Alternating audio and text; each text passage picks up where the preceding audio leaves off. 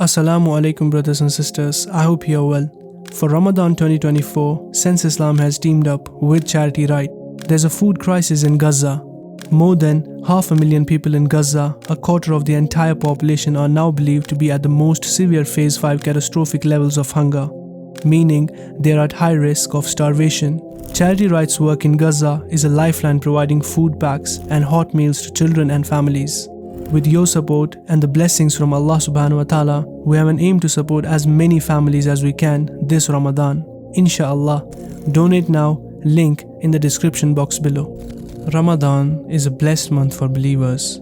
It is a month of forgiveness, of Allah's mercy, and the month in which the Holy Quran was revealed to our beloved Prophet Muhammad sallallahu alaihi wasallam, so that mankind may be guided towards the straight path.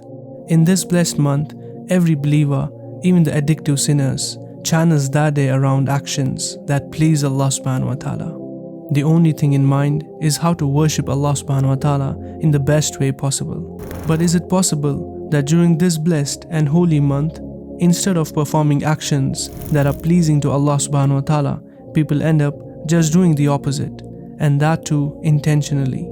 Is it possible that certain people who call themselves believers carry out an extremist attack on innocent beings, which is forbidden in Islam and is a means of ending up in hellfire? On the night of March 22, the city of Moscow, Russia, suffered an extremist attack on civilians who had gone to attend a concert at the Crocus City Hall. The unfortunate attack on innocent lives was quick to gain responses from all over the globe, where people labeled the attack as a heinous and cowardly attack.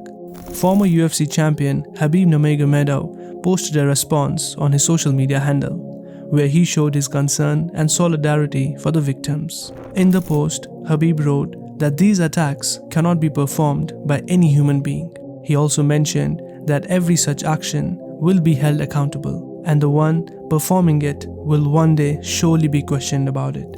How correctly Khabib explained that such atrocious acts can never be work of a human being, let alone a believer.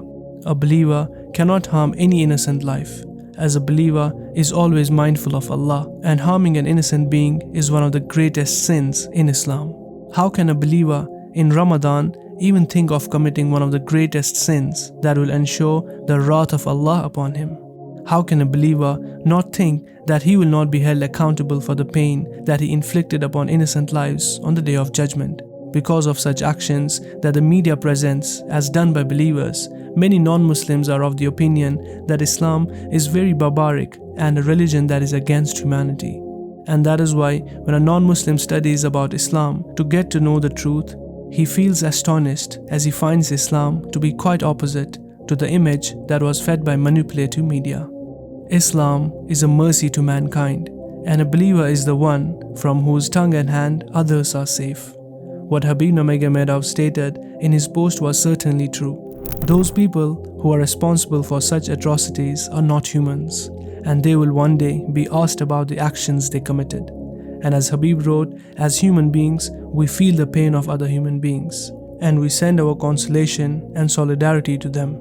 May Allah subhanahu wa ta'ala give guidance to the believers. Ameen.